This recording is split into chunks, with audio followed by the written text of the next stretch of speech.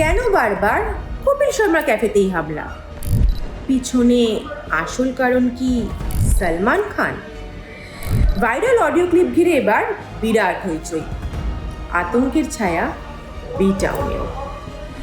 Social মিডিয়ায় ইতিমধ্যেই ঘুরছে এক বিস্ফোরক অডিও ক্লিপ, যেই অডিও ক্লিপে কপিল শর্মার ক্যাফের ঘটনার দায় স্বীকার করেছেন হ্যারি বক্সার।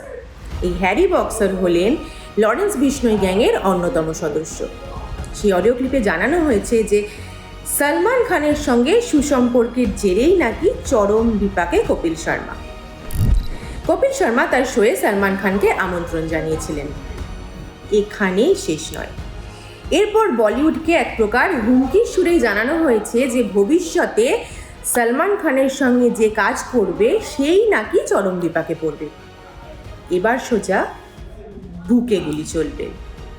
মুম্বাই নাকি এমন দিন দেখবে যা কেউ কোনো দিন কল্পনাও করতে পারেনি। আর এরপরেই নড়ে চড়ে বসেছে অল ইন্ডিয়া সিনে ওয়ার্কার্স অ্যাসোসিয়েশন।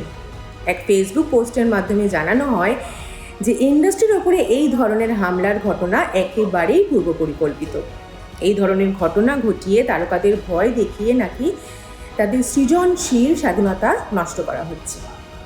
তাই কেন্দ্রীয় স্বরাষ্ট্রমন্ত্রী অমিত শাহের কাছে তাদের আর্জি, তিনি যেন কানাডার প্রধানমন্ত্রীর সঙ্গে বিষয়টি নিয়ে আলোচনা করেন এবং বিদেশের মাটিতে ভারতীয় নাগরিক এবং তারকাদের সুরক্ষার বিষয়টিও যাতে সুনিশ্চিত করেন, সেই বিষয়েও আর্জি জানিয়েছে এই সংশ্লিষ্ট সংগঠন। এরপর কি হয় নজর থাকবে সেই দিকে। দেখা হবে পরের ভিডিওয়, ততক্ষণের জন্য নমস্কার।